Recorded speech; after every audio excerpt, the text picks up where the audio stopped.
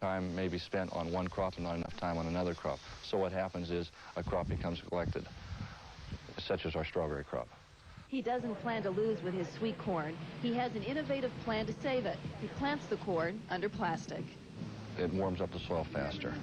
Two, it helps hold soil moisture in much better than what bare ground is. We don't have the evaporation. This is a corn plant that grew without the plastic. As you can see, there's quite a difference. The plants that grew under the plastic are 4.5 feet tall. Here we are, monosem seed unit we use on the polyplanter, singulating sweet corn seed in this picture. It can singulate anything from pepper seed all the way up to lima bean seed. Does an extremely good job of singulating the super sweet corn seeds. The reason it works so well is it uses a vacuum. Vacuum sucks the seed to the hole and holds the seed there. So therefore, small seeds or large seeds doesn't make any difference as long as the hole's the right size. Here we have some sweet corn grown through the plastic, which is planted with the polyplanter. Here we are, laying the plastic and planting sweet corn at the same time. This field was planted around the 10th of June on very wet ground. We'd irrigated and we'd had an inch or so of rain after the irrigation. We had to get the corn in or we'd have missed a gap, and we wanted to use plastic because we'd have seen much better results just by using plastic than by going bare ground. I'll show you this field later on in this film.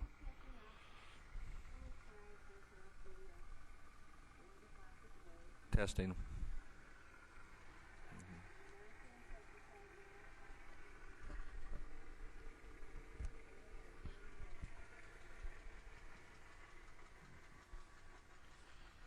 You can notice how muddy it is out there.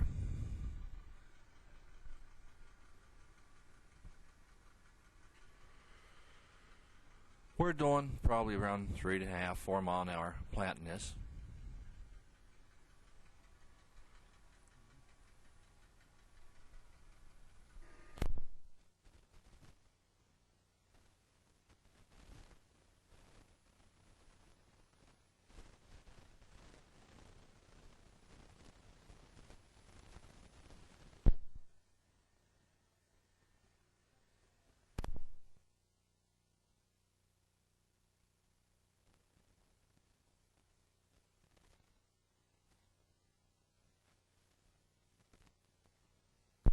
Press wheel not only works as a depth gauge, but also compacts the soil down enough so you got good seed placement with the soil.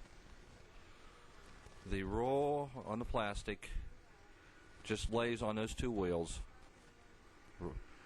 No rod going through or anything like that. Just put it down top of the wheels, thread it down between back of the tires, ready to go.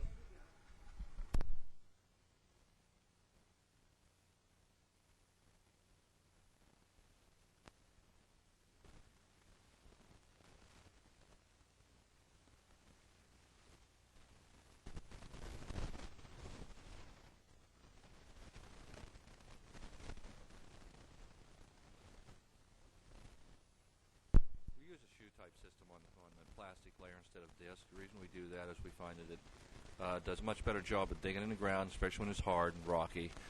And also, a shoe, when it's covering, throws the dirt more uniformly, depending on what no matter what your speed is. When you're using a disc, you got to keep on changing the pitch to throw the dirt in a certain distance. The shoe always throws the dirt basically the same distance in.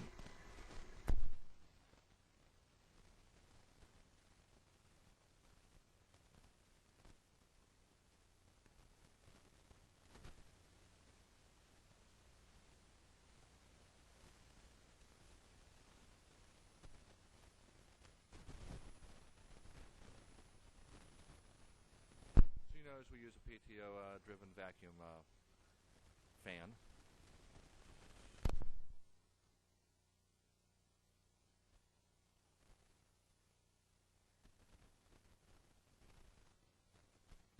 Plastic at the end of the row always has to be buried separately. That's a good idea to have an extra man in the field. Because it was so wet out here, we needed to have somebody to watch it, just make sure that there wasn't any part of plastic that was not left untucked. Because wherever it's untucked, it gives a chance for the wind to get under. Plastic layer does an extremely good job of laying the plastic.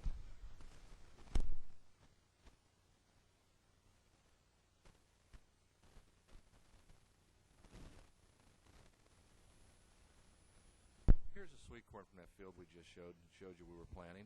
This variety here, Sensor, it's an Asgrove variety. Notice how tall it is, the vigor. Population, very good population. This field yielded extremely well. And on the other side here we have, I believe, snowbell growing. Not quite as tall, but still very vigorous. This was harvested in September sometime. Notice the difference in the height between those two rows of corn. One planted on plastic, the other one off of plastic. A little bit more vigor from the plastic, as you can very well see. Notice the stalk diameter to one stuff off of plastic, and we'll show you some stalk diameter stuff that's on plastic.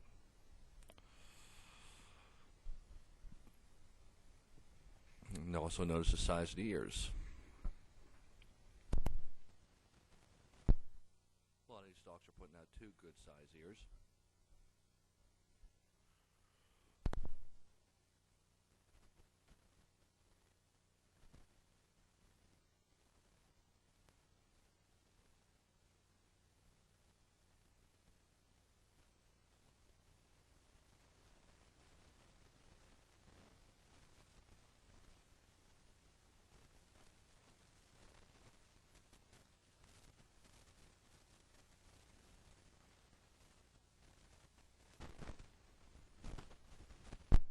Shot here underneath the cover. Show you how clean the field still is. You can notice a good singulation we have there.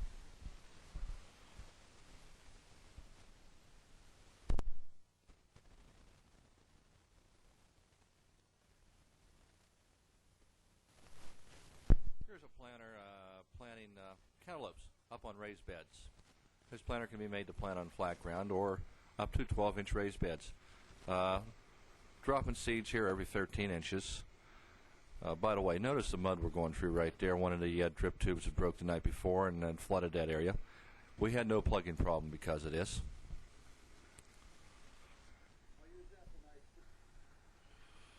We're doing probably 3 miles an hour. One thing nice about the way we have this set up, the packing wheel can be made to put basically 20 pounds down pressure on top of the seed, up to 300 pounds down pressure, depending on how hard the ground is.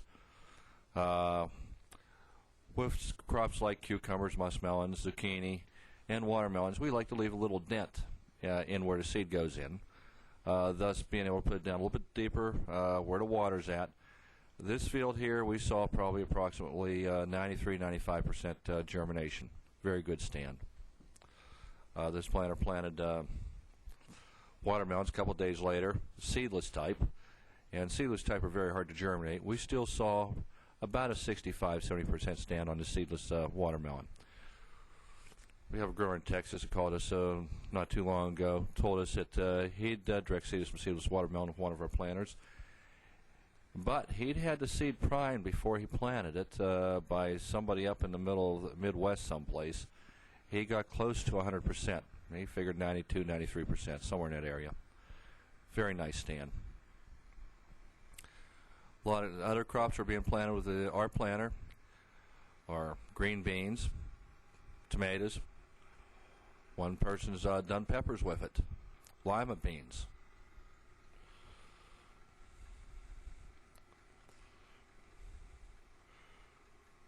Cabbage. I don't know if anybody's done any broccoli or cauliflower.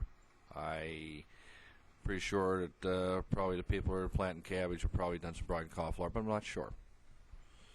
I see no reason why one couldn't.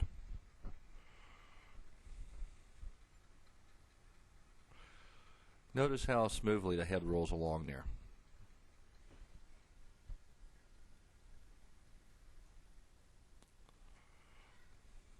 As it goes round and around and around, just right down through the field.